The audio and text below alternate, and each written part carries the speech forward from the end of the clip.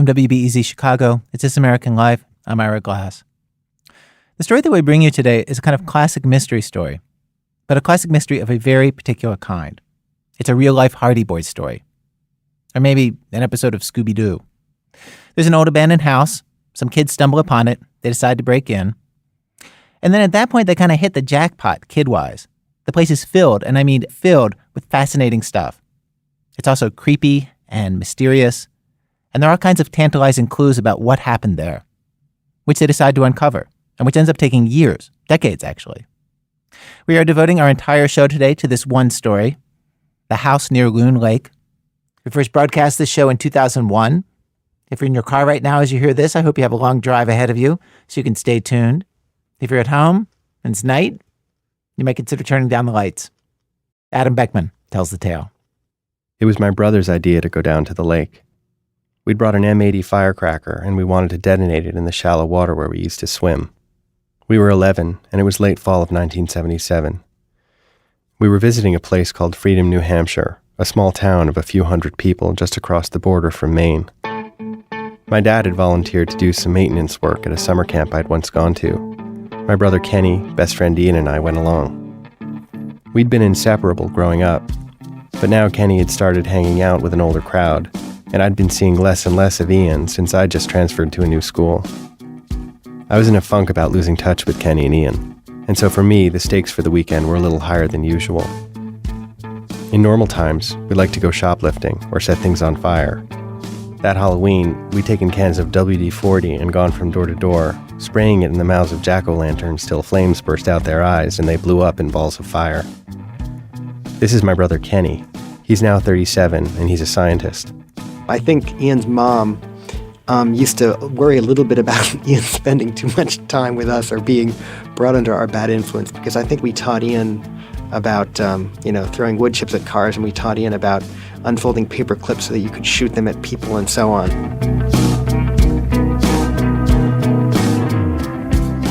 So we were wandering around, looking for something to do, and we saw the house.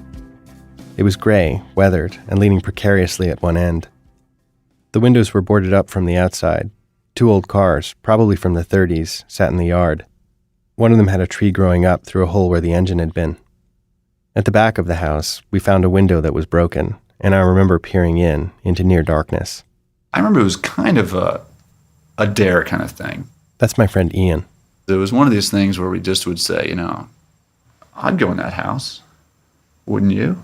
And you would say, yeah, I have no problem going in that house. And Kenny would say, yeah, that house looks fine.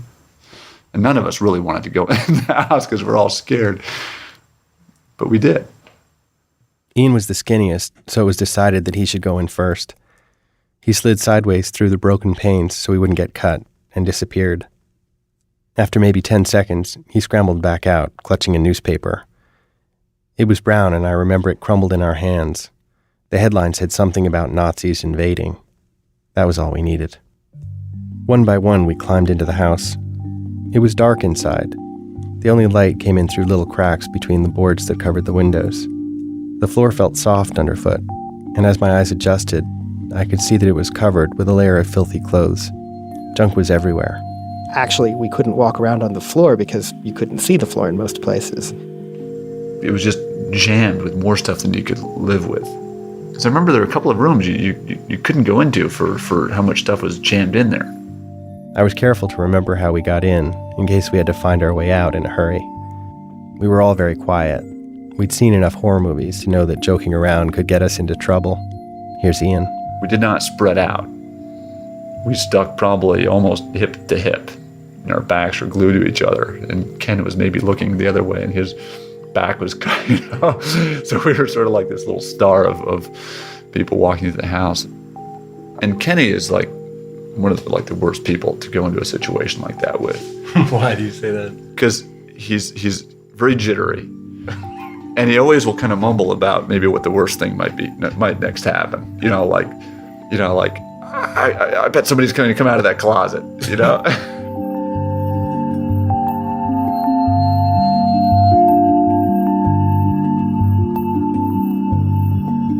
Some rooms were in total disarray, with things strewn about like they'd been rummaged through. But then there were these little areas where things were untouched. In the kitchen, dishes were stacked on open shelves. Pots and pans cluttered the sink, and the pantry was stocked with canned food. I picked up a container of Hershey's syrup, and it felt heavy. A salt and pepper shaker sat on the kitchen table. The main sense I had was of disaster, This is my brother Kenny.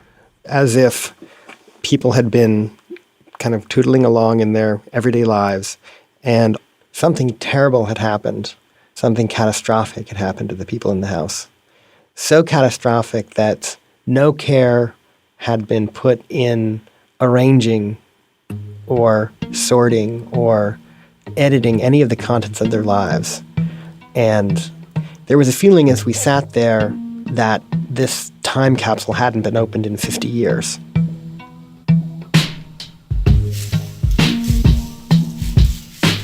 Hanging in the kitchen was one of those calendars they give out at gas stations.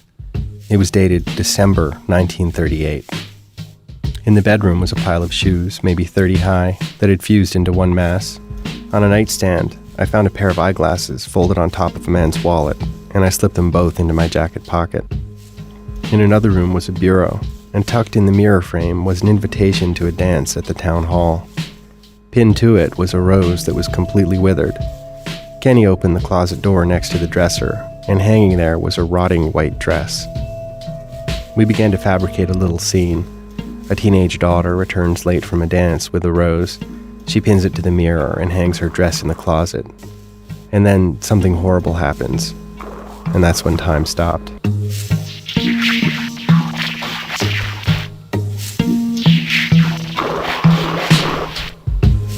Outside, squinting in the bright daylight, we raced back through town.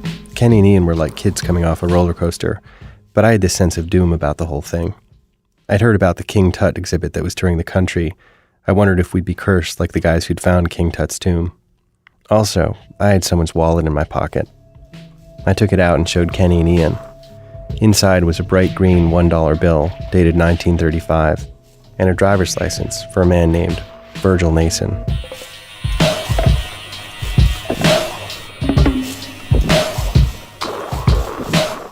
That night, while our dad drove us home, I put on the eyeglasses I'd found to make Kenny and Ian laugh, but then I felt bad about the joke.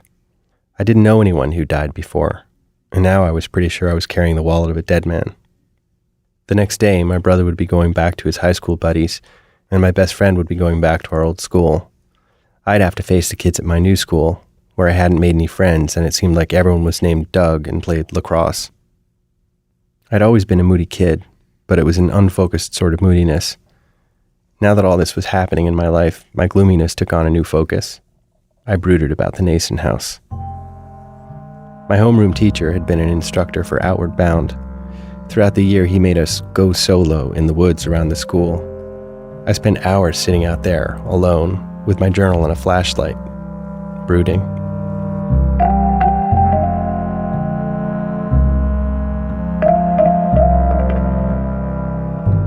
The winter passed, and the only curse I suffered was grade 7. That spring, my parents went back to do their volunteer stint at the camp. This time I brought a new friend, named David. I knew it would impress him. We got up early and packed flashlights in our book bags. I think we even brought a canteen of water. It was raining as we climbed through the window of the house. Nothing looked like it had changed over the winter, and just like the first time, I had this acute feeling of being watched as we moved from room to room, touching things, opening up drawers, climbing up into the attic. David felt it too. All their personal belongings were right there, so they felt so close. And I remember walking through some of these dark rooms, looking around, being afraid of perhaps, uncovering something, some evil scene, or discovering that they were there, discovering that they had died there. I remember thinking that we were going to find a body in a closet at any moment.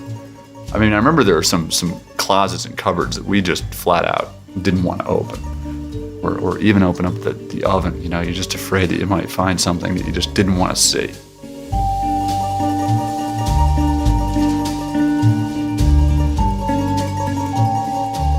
Do you remember the basement? I don't remember the basement. Did we ever go down? We did go down into the basement eventually, didn't we? And I still don't remember the basement. Did you go down the basement? You didn't go in the basement. We never went into the basement. Then here's why.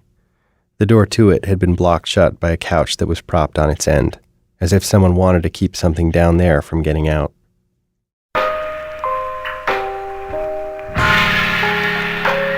I remember finding a small doll whose face had been burned off. And I remember being terrified of that, thinking this must have been some scene of some horrible ritual. David has a really strong memory of a doll with its face burned off. Do you remember that? Oh yeah, absolutely. That was scary. The minute you mention it, I've got the image of it. I mean, there's something so creepy about a doll that's kind of been mangled.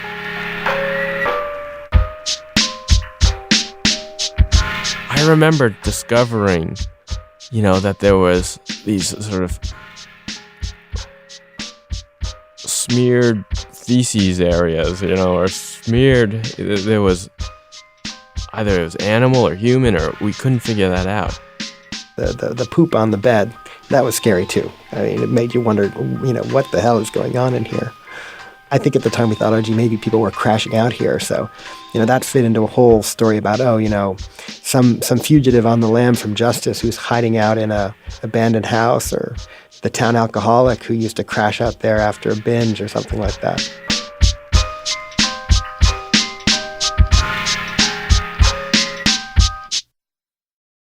The strange part is, do people just pick up and walk out a front door one day and leave letters that are incredibly personal? I mean, these were important artifacts of their family.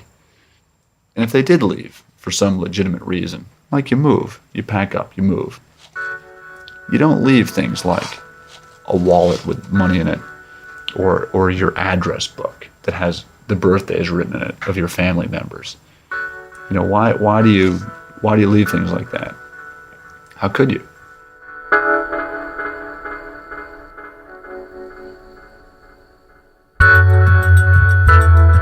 We had a mission. The mission was to find out as much as we could about the family who had lived there.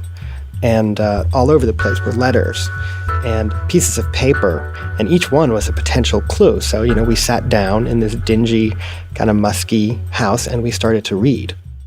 November 29th, 1933.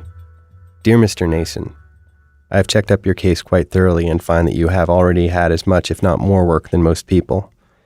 I find also that you are working a car and a truck, and that your son has a car and a truck. Also that your team is working hauling cut lumber. So long as a man has anything at all, he has to use it, as we have to give work to the people who have nothing at all. Under these circumstances, you do not qualify for work at this time. Signed, the Office of the County Supervisor of Relief. Dear Mama, I'm staying over tonight and go to the dance. Archie and I have had a fight. He thinks I'm going out with Eddie. I don't know. I don't want him to know where I am, so don't tell him. Come over to the dance and bring my shoes, the black spike ones. Now come over, Mama, and don't be mad. Don't even tell PT. Now, Mama, please don't be mad at me. Mr. Jackson is ugly today. Be sure you get Dad to come to the dance. There's a ball game tonight.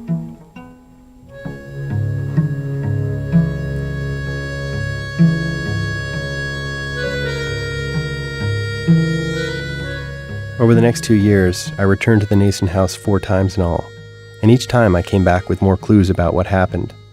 I read these letters over and over, trying to decode them, convinced that the answer about the family's downfall was hidden in some seemingly trivial comment or offhand reference. This note is written on school paper by a young girl who was probably my age at the time. Dear Clyde, I wanted a boyfriend, so I thought I would write to you, darling.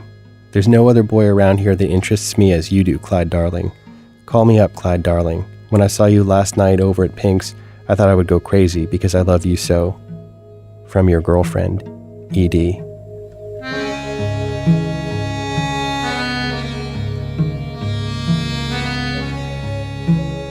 We had to take things that could help us unravel the puzzle. I mean, I don't think we even thought of it being private property at the start because it was just abandoned and no one cared about it. We read notes from doctors and found bills from creditors. We scanned library past due notices and studied postmarks and came up with lots of ideas about why the place had been left. We started to think, gee, maybe these people had their house foreclosed and were thrown out by bankers, because it does seem as if somebody might have been shut out of the house with all of the objects inside. One of my favorite theories was that, the father died at maybe the same time that the sons had to go to war, because we're looking at papers that talk about war starting and thinking about how a couple of events with an old father and a couple of sons could very quickly finish a family.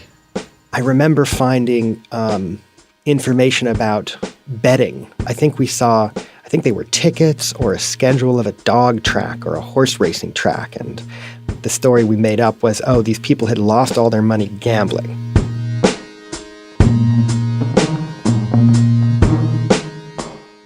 We needed to find someone who could give us some answers, a person who knew the family or a distant relative.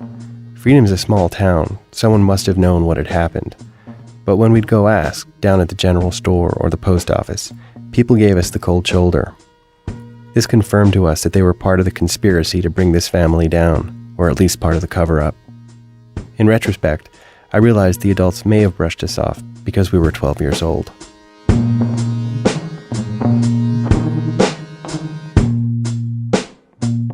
It was David who found the breakthrough clue, a matchbook, matches intact, soiled but legible. It said, "Stop and shop at Nason Grocery, Freedom Side near Effingham Falls Bridge." We rode over and ditched our bikes under the bridge. There were 2 or 3 houses on either side, all big old Victorian buildings, but it was obvious to us which one was the Nason Grocery. There were a couple of ancient gas pumps outside and a rusting Moxie soda sign. A rope held the door closed, but we were able to squeeze through. The first thing I saw when we went through the door were the boxes of cornflakes that lined the walls. The Nason Grocery was a completely intact, perfectly preserved store from the 1960s, with products still on the shelves. By the cash register, there were magazine racks and rows of candy. There were glass countertops displaying fishing gear and stacks of canned vegetables, corn and green beans. Some of the cans had exploded from years of heating and freezing, which we thought was cool. Upstairs, there were a few rooms that must have been an apartment. Being in a store all of a sudden reminded us, we're breaking and entering in a place that's got, candy. There was a small safe under the counter, and when I turned the handle, the door swung open. Inside, I found 4 silver dollars and 3 Kennedy half-dollars. I also found a $5 gold coin from 1892. I took the coins.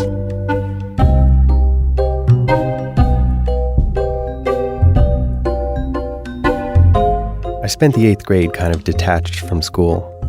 I'd stare out the window at the falling snow and think about the drifts that must have been blowing through cracks in the house. Or I'd lie awake at night and imagine how still and cold it would be in there. Instead of doing homework, I spent a lot of time reading through my box of Nason letters, drawing up a family tree from the clues we'd found. Every reference to New Hampshire became relevant to the mystery. I'd sit at breakfast and stare at a tin of maple syrup and think about the Nasons. I was pretty sure that if there was some way I could support a family researching abandoned houses, that it would be my vocation in life. I was 13 years old, and I had a crush on a house.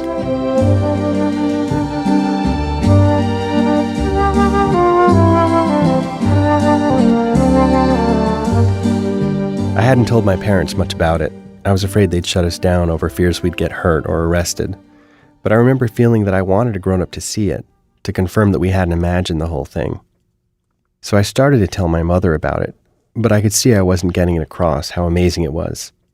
So that spring, I led my mother across the field of weeds and watched as she climbed through the window of the house.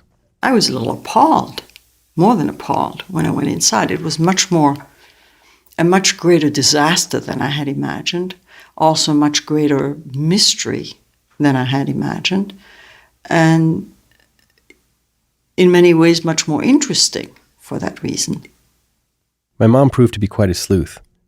She drove me to the town cemetery, where we found plot after plot of Nason graves. There was Iva Nason, died 1943, Bertha, died 1968, Virgil, whose dollar bill and driver's license I had, died in 1974, and Jesse, who died in 1969. There was another Jesse William, who had a birth date, but there was no date of death. So our theories of a car carrying the whole family into a ravine, of the war, of sudden plague, of the whole town rising up against the Nasons and massacring them, these no longer made sense. Whatever had driven the family from its home hadn't been sudden. The circumstances were more complicated than anything I'd imagined. That winter, I had my first nightmare. I was in the house, rummaging through things, and the Nasons were there, in the walls, watching me. And they weren't friendly.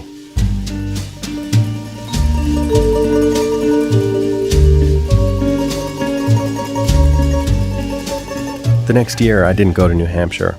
I'd started high school and was finally making friends. There was less brooding in my life, and what brooding was left had to do with girls.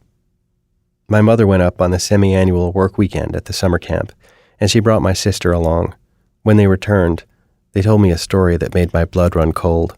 Tell me about the time that you went up with Claire. What happened? That was a big mistake. I think we were both very embarrassed. We were both very embarrassed. Yeah. Yeah. I was angry. You were angry? I was. No, we blew it. We blew it, sort of, in a sense. What happened was this. My mother had brought my sister into the house, and they'd seen a child's crib rotting away in the attic, and they decided to take it. So they drove my family's bright orange Volvo station wagon up in front and went in to get the crib. There was no way one could bring that crib down the stairs. And finally, I found a piece of rope somewhere, tied it up, and we lowered it down the window. Outside the window? Yeah. Outside the window of the house? Yeah. Right. And that's when a boy walked by and saw it. We saw him see it. And we realized, The boy returned with two women who told my mother and sister they had no right being in the house. My mom argued, asking them why, if someone somewhere had an interest in the property, they were letting it rot. The women said it was none of her business and that she'd better leave. I felt betrayed. The scene my mother had described, the orange car, the dangling crib, the confrontation in the middle of the road. People in Freedom had a word for greedy city folk from Massachusetts and elsewhere who came to town, plundering for antiques. They called them massholes. That's what we'd become, and I felt sick about it. I collected all the objects and letters I'd found and put them in a small wooden fish tackle box I'd found in the Nason grocery store. I tucked the box up in our attic, and I never went in the Nason house again. 3 years later, I took a trip through New England with Ian, and we decided to take a detour to Freedom. I stopped the car where I thought the house stood. Ian remembered it being further along, so we parked and walked up and down the road. But the house was gone. All that remained was an outline of the foundation in the dirt. We drove to the bridge to see if the store was there, but it wasn't. We couldn't tell if the buildings had been torn down or if they'd burned, but they were gone, as was, I thought, any answer I'd ever get as to why they'd been left in the first place. I was having the nightmare regularly now. Each time it was the same. I was in the Nason house, or some version of it, but now undead Nasons were leaving their hiding places in the walls and attacking me. It was a terrifying dream, and I had it many times over the next 20 years.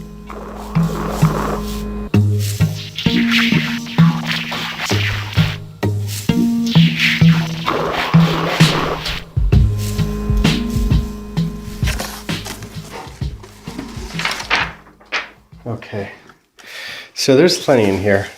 This summer I went to visit my mother and looked through the box of things I'd saved from the Nason house. All the years I'd spent away from home, she'd kept the box carefully labeled and stored through 4 moves. There. Yeah, I remember that. See? Yes, the wooden box. You see, that's the wooden box that I remember, and I think it has things in it. Should. You've got a good memory. The box was as I'd left it. A little makeup case with powder still inside, the eyeglasses, some children's records and the coins, photographs of the family, the letters, and there were newspapers. Right on top was the one Ian found that very first day. I don't know when this newspaper is very old. Boston Sunday Globe, look at that. after marching into the rest of Czechoslovakia in March, Hitler and Chamberlain exchanged speeches. Nazis stayed there, and Chamberlain said he mustn't do it again. April 16, 1939. And my grandparents were already in exile because of this taking of Czechoslovakia. When my great-grandparents fled their home in Czechoslovakia, they'd left furniture, paintings, letters, all very suddenly, and never returned. My mother tells me that all those things probably still exist somewhere. With that in mind, she couldn't bear to see the Nason things rotting away like they had. And here's a spoon. It's all very melancholy, all these little remnants. Why is it melancholy? The abandonment. The abandonment is melancholy. In a way, it's worse than throwing away, much worse. I can understand one family being obliged to flee or run or abandon, but that nobody else cared.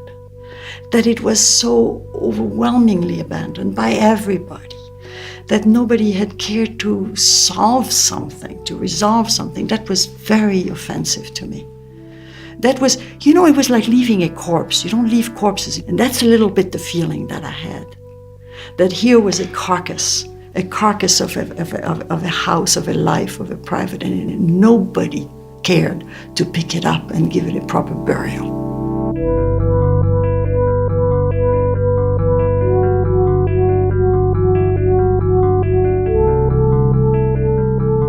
I thought that it was important that somebody should care. That somehow somebody was leaning over these words, reading them, unfolding these letters that somebody had bothered to write. And it really didn't matter that it was an 11-year-old boy who cared. Objects have lives. They are witness to things.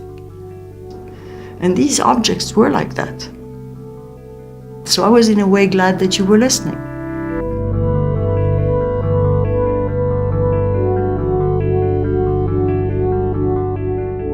There was one letter in particular that my mother and I couldn't get out of our heads. It was different from the others, and I'd kept it separate, in a plastic Ziploc bag. It was mildewed and barely legible. April 18th, 1940, Laconia Hospital. My darling, excuse writing. It's the best I can manage. They brought me to the hospital here Tuesday night at 8:30. The baby was born prematurely at 3 yesterday afternoon. I am writing for you before I name him. What are we going to do? I'm nearly crazy. Did you get my telegram? Be sure to bring the $20.50. I am weak and can't write more. Hurry, I may die. But I love you more than ever. I registered here as your wife. I knew it would be better. With all my heart and love, come quick. Underlined what? 1, 2, 3, 4, 5, 6, 7, 8. I can hardly stand it. I can hardly stand it. I've thought about her so often. Mm-hmm. I've worried about her. I've worried about that kid. I've never forgotten these. Yeah. I remember finding that. I think you explained to me what it was about. I don't think I understood. Yeah.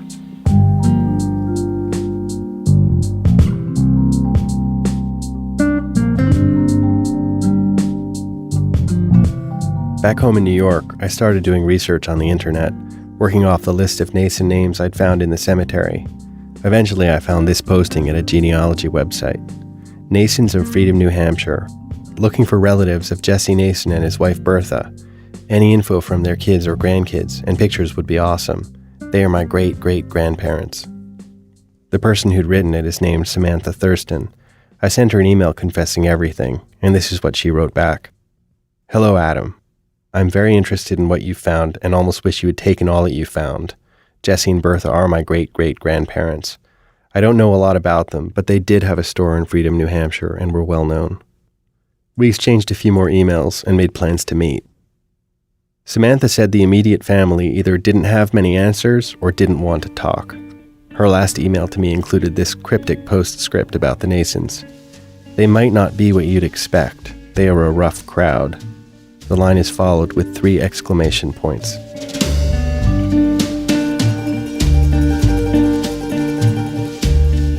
Coming up, one of the rough crowd meets one of those meddling kids. In a minute, from Chicago Public Radio, when our program continues. It's This American Life. I'm Ira Glass. We're devoting our entire show today to just one story, a real-life mystery, the house near Loon Lake. We first broadcast today's show in 2001. Adam Beckman resumes his tale.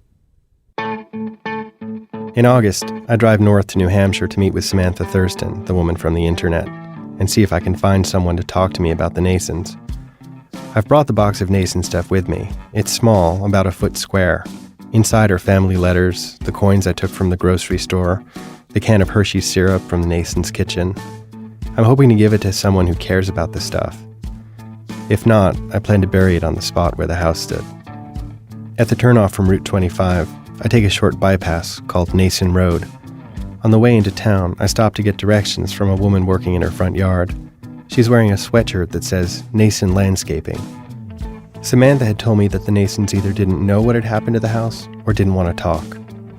She also said that everyone would know I was in town. It's hard not to feel a little paranoid. Here I am, an outsider from New York City, come to town with details about the past, digging around for more details. I'm apprehensive about what kind of reception I'll get.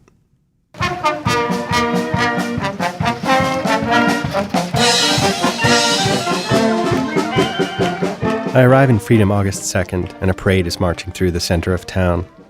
It's Old Home Week, the annual homecoming festival, an event created by the governor to combat problems of abandoned homes and farms in New Hampshire, all the way back in 1898.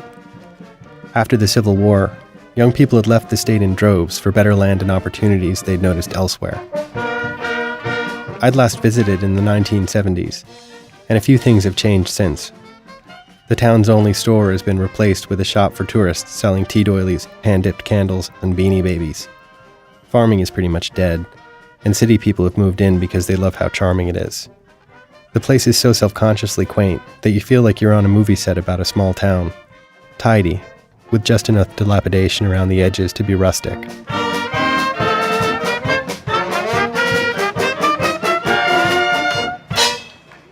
The parade moves past the Old Town Hall, the one shop, across the town's only intersection to the cemetery, then turns around for another pass.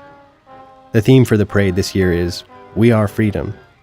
When I marched in the parade as a kid, the theme was Freedom of the Press. I dressed as a radio reporter and pretended to interview the spectators. An irony so bizarre, I don't really know what else to say about it.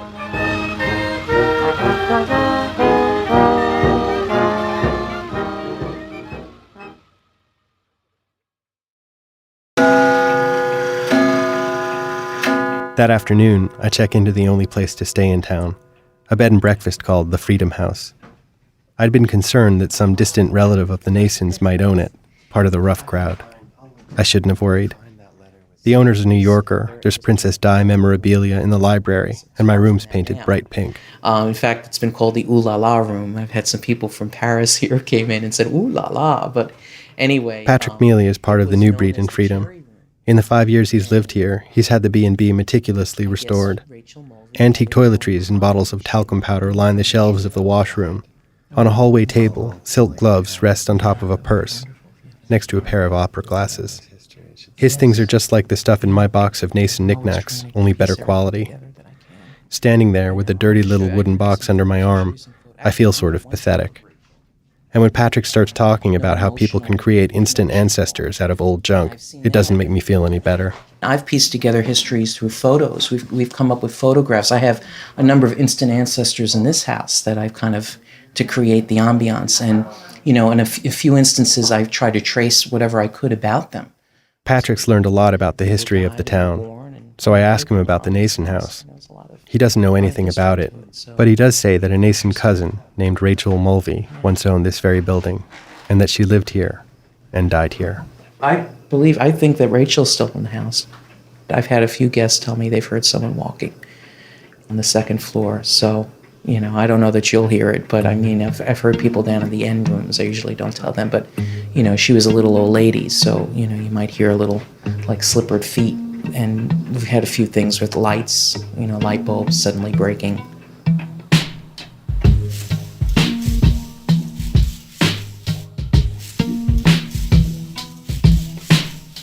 I have a couple of days to kill before my meeting with Samantha, and at breakfast, Patrick suggests I talk to a few locals who might have known the Nason family.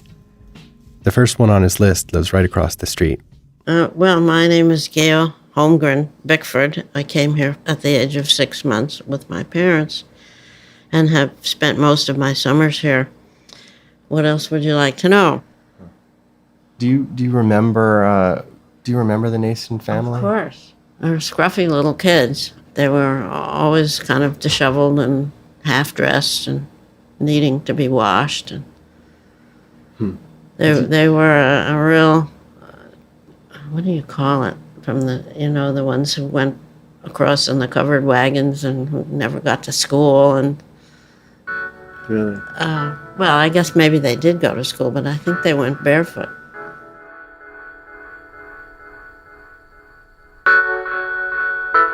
They were sort of scary to go by there. If we walked to the beach, you went pretty fast to get by that house.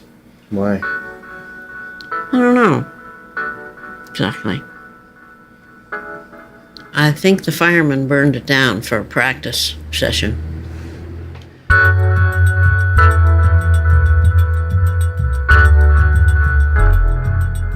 What was their status in the town? Were they ostracized? I don't know anything about that. Uh-huh. And I don't know the whole family setup, but one of them was into racehorses and made quite a lot of money, I think, in racehorsing.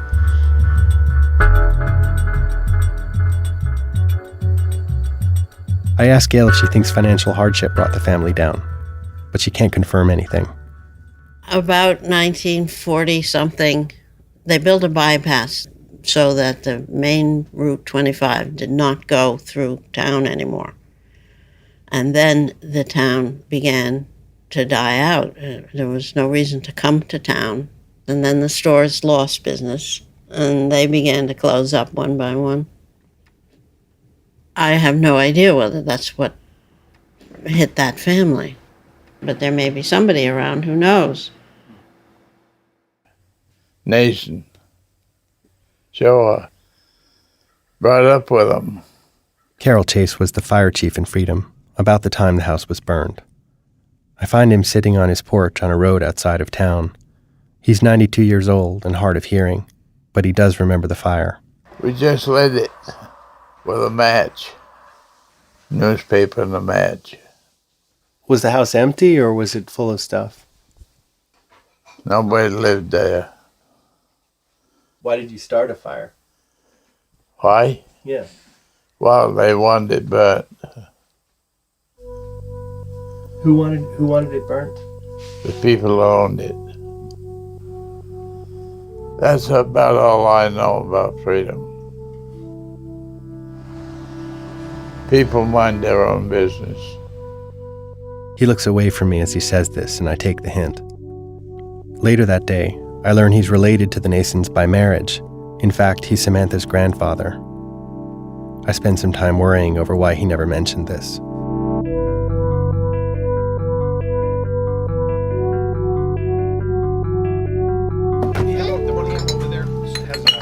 That afternoon, I go to a junk shop on the outskirts of town. Discarded appliances, clothing, and a surprising number of old family photos. The owner, John Woodard, salvages most of this stuff from traumatic moments in people's lives, a divorce or a death, or when they move from a house to a retirement home. As it turns out, back in the mid-'70s, he got a call about the Nason house. They were getting ready to knock down that house, and a guy called me up and he said, gee, you ought to come over. He said, there's boxes and boxes of old whiskey bottles with paper labels and all this stuff in there, you know. I got, 10 or 12 boxes. You know, I've sold them over the years. Do you remember if there's anything in here that you got from the house, the Nason house? If I still got some that have labels. One more spot. Let's check down here. John walks me out past aisles of discarded family possessions to a barn filled with hundreds of bottles. Yeah, see, like something like this. Pickwick ale bottle.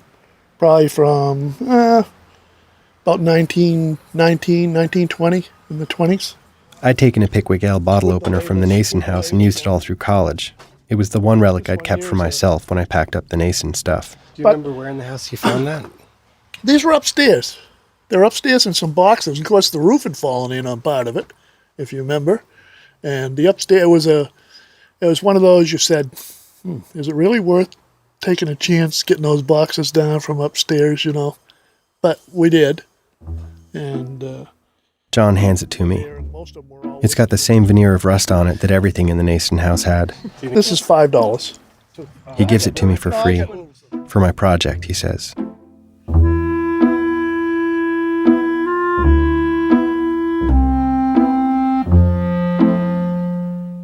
I'm supposed to meet Samantha, my internet Nason contact, at the B&B at 1 o'clock, and she shows up 15 minutes early. A red pickup truck tears into the lot in a cloud of dust, and a tough-looking woman in a flower print dress gets out and slams the door. Samantha's young, in her 20s. She's made up, hair tied back in a bow, but her demeanor's all tomboy. Well, I talked to the family yesterday, to actually Alan Nason. He's the one that I'm closest to out of the whole family. We talk, and it's like we've been living in parallel worlds.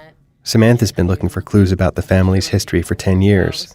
She tells me she's been scouring graveyards and reading through public records, trying to construct a family tree. She began her search when she heard rumors that she had Native American ancestry. She decided to find out if she did, to get financial aid for college. Before long, she'd figured out her grandfather was, in fact, an illegitimate child of Ernest Nason, one of Bertha and Jesse's kids.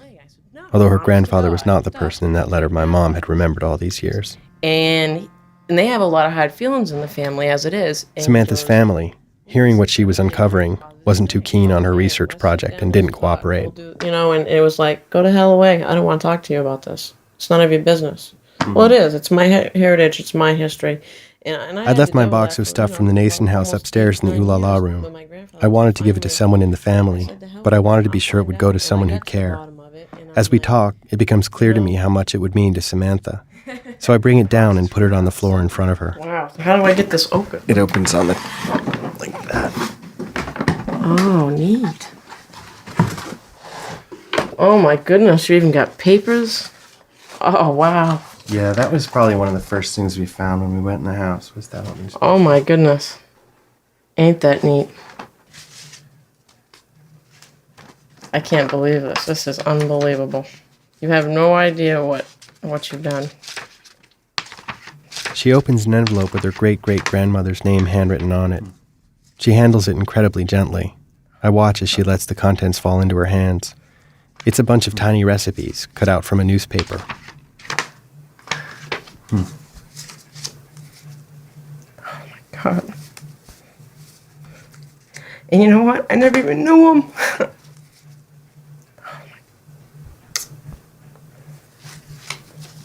That's so cool.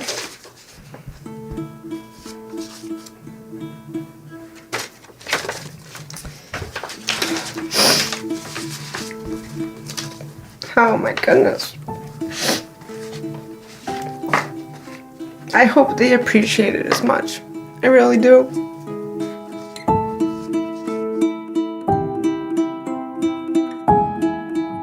It's actually a blessing that you had gone into that house during that time period, because once it fell in, everything was scooped up, thrown in a dump truck, and taken to the dump.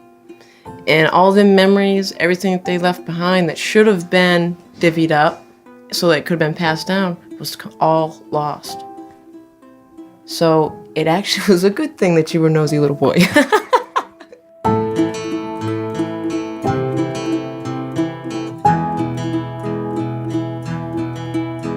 Samantha didn't know much about why the Nason house had been abandoned. but she told me a man named David Buswell, who lives across the street from where it once stood, might have some answers. On the way up to his house, I noticed a sign. Trespassers will be shot. Survivors will be shot twice. David's sitting on his front porch with his friend Mabel Davis. How does it happen, you want to know about the Nasons? When I was a little boy, when I was about 11 years old, I was in a summer camp here. Once we get talking, I realize the trespassing sign is David's idea of a joke. It's Sunday afternoon, and they're drinking mudslides. Do you remember that house? Of course I do, honey. Been in it many times. Oh, really? When the Nasons were living there? Yeah, Mr. and Mrs. Nason were living near there. And I can see Mrs. Nason now taking out a pan of biscuits. Honest to God, I bet that pan was empty. Mabel's arms are spread wide as she says this. The image is pure Norman Rockwell, and frankly, it's a relief.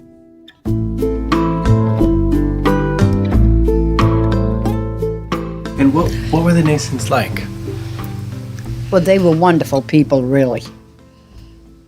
How would you say about Jess? All of his kids worked and worked hard. Both Mabel and David knew the Nasons and had been in their house. But David, like me, had only been inside after it was abandoned. Oh, it was full of treasures. Old parlor sets, Morris chairs, advertising cans, you know, the place was just packed with stuff like that. They were pack rats anyway. They collected everything. Why would they just leave all that? Don't ask me. Yeah. Just the way they were. I would think the grandkids would want to... Cared nothing about it. Didn't care about it? No, none of them. Why not? You know how young people are. They don't care about old things today. Dave and Mabel tell me that Bertha died in 1968 and Jessie soon after in 69. And then things fell apart in the Nason family. When Jess died, one of the children was in charge. He was named the executive. He was the executor, yes, of the estate. And there were some that were very, very put out. See, they had to sign off and give him the authority to dispose of it, and some of them would not do it. No, that is correct. It's a terrible thing to say, but as they died off one by one, it made it easier, but it wasn't even settled. When this person who was in charge settled the estate, he had died and still it was left. And then the widow was paying the taxes all these years, and she said, well, I'm not going to continue to pay them, let them go. I mean, I think there were one or two of the family left, and they didn't want to pay them. No. So she said, to heck with it, I'm not going to, so the town took it for taxes.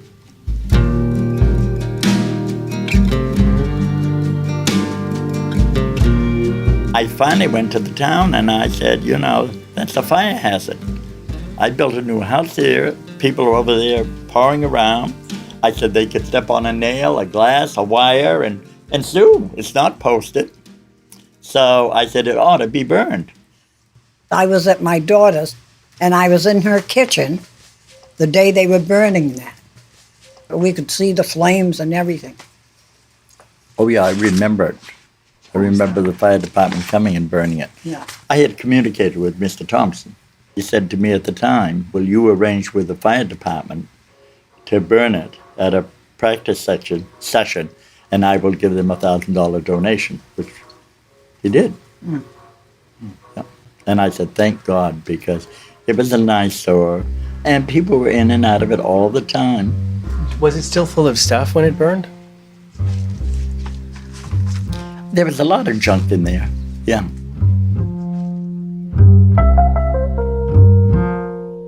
Now, the Nasons also had a store in Effingham Falls. There was an old... Oh, yes, they certainly did. Jess and Bertha had the store right... It wasn't Effingham Falls. No, it was still Freedom. What do you remember about the store? Well, I know it did quite a business. It sold a lot of beer. And they had candy. Oh, yes, there was in-glass showcases. They had groceries. And that store was just packed with everything. You could hardly get through. Well, that's how Jess was. Yeah. What do you mean? Jess was like that? He just had a lot of stuff? He was a keeper of everything. Yeah. Do you remember when it closed or why? They both had died. And none of the kids wanted to run it.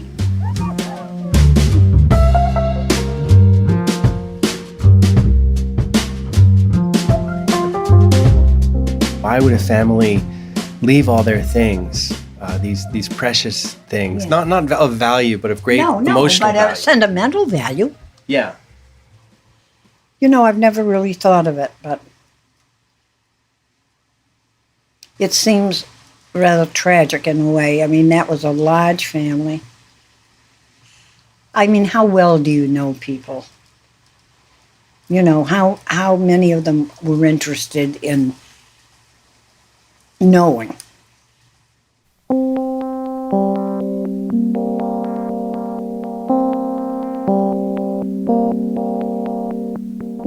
And so the house and the store were abandoned because the kids didn't care. In some ways, this was bleaker than anything I'd imagined back when I was 11. I'd assumed a murder or an illness or an accident caused the Nasons to leave all these things behind, something out of the family's control. But in fact, it was the opposite. The family made it happen. They didn't care about the stuff, or they just didn't care to remember. It's too bad they weren't here to tell you. They were characters, weren't they? Yeah. Nice people, but they were a breed that's hard to find. Well, they were the old school. Yeah, that's David. right. Yeah. They were. And they made everything do. Yeah. They But didn't everybody then? Those were the good old days, You're not dear, kidding. when we had everything but money. Yes, I guess so. You better believe you I did. had a swimming pool and a Mercedes, but Well, the of rest course you would, and a place for a pony, but...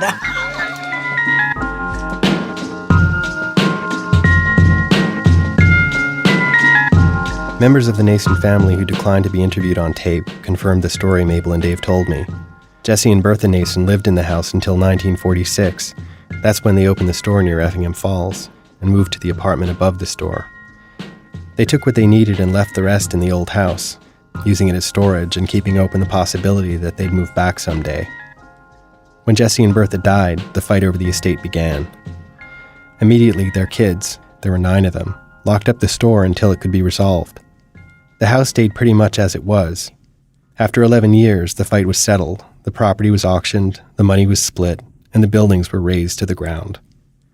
I asked an older Nason why they didn't clear out the precious things in the house, and she said, "What precious things? It was full of crap. And I mean crap." As for the woman in the letter that my mother was never able to forget, no one knew anything about her or her baby. Dave and Mabel told me this just figures in a little town like Freedom. Are you kidding, honey? it's a patent place. Explain that. What do you mean? No, it's just like every other Yeah, town. there's nothing different. There are all of these little skeletons in the closet and bedroom affairs that, yeah. Things that happen like in any typical old town, right? Yeah. It's all by gossip. It's all... Yeah. Yeah.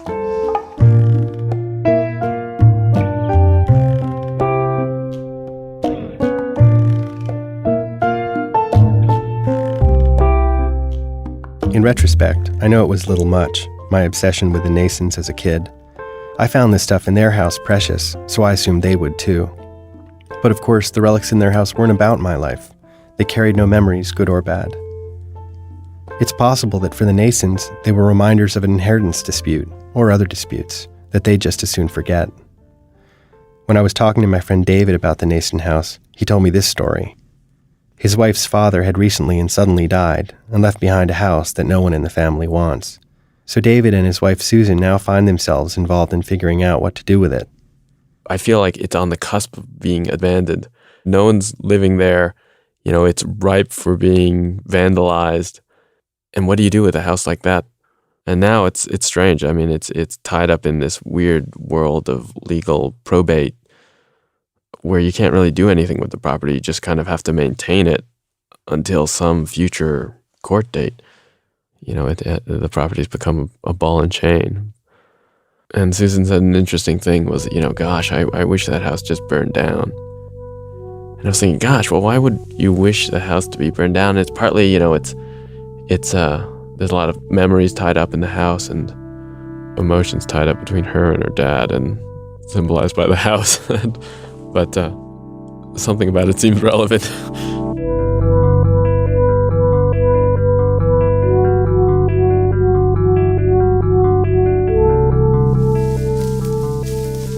I wanted to show Samantha the spot where the house had once stood, so in the early evening we walked through town and onto Loon Lake Road. We crashed through the bushes for a while, hoping that we could find the old foundation or something, but there wasn't a trace. In fact, the very land where I remember the house was gone. The soil had been hauled away weeks before by bulldozers constructing part of the new Freedom Elementary School. Yeah, I mean, I'm pretty sure it was right in this flat spot. Right. This is all new. I think it's through there. Because you have the stone wall.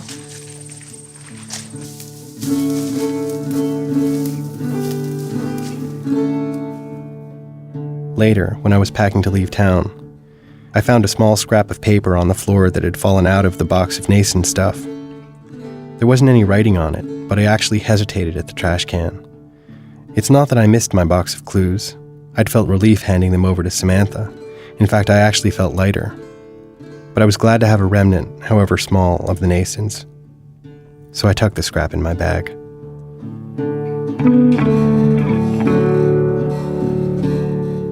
Adam Beckman. In the years since we first broadcast this story, Adam worked as the cinematographer and co-director for a television show. It's streaming many places online. 3 of the people that Adam interviewed for this story have died since it first aired. Gail Holgram Bickford, one of the Freedom locals, Carol Chase, the former fire chief, and Mabel Davis, the woman that Adam talked to on a friend's front porch. There's nothing left for me of days that used to be. I live in memory among my souvenirs. Our program was produced today by Wendy Dorr and myself, with Alex Bloomberg, Jonathan Goldstein, and Starlee Kine. Senior producer for today's show is Julie Snyder. Additional production help on the rerun from Aviva de Kornfeld, Jarrett Floyd, Catherine Raimondo, Stone Nelson, and Matt Tierney. Special thanks today to Carol Ford, Madeline Eldridge, Ron Beckman, and Jason Bittner. Our website, thisamericanlife.org, where you can stream our archive of over 650 episodes for absolutely free, or you can download as many episodes as you want for extra convenient listening with the This American Life app. This American Life is delivered to public radio stations by PRX, the Public Radio Exchange. Thanks as always to our program's co-founder, Mr. Troy Malatia, who is fascinating. He describes one of his typical weekends this way. A teenage daughter returns late from a dance with a rose. She pins it to the mirror and hangs her dress in the closet. And then something horrible happens. I'm Ira Glass. Back next week with more stories of This American Life.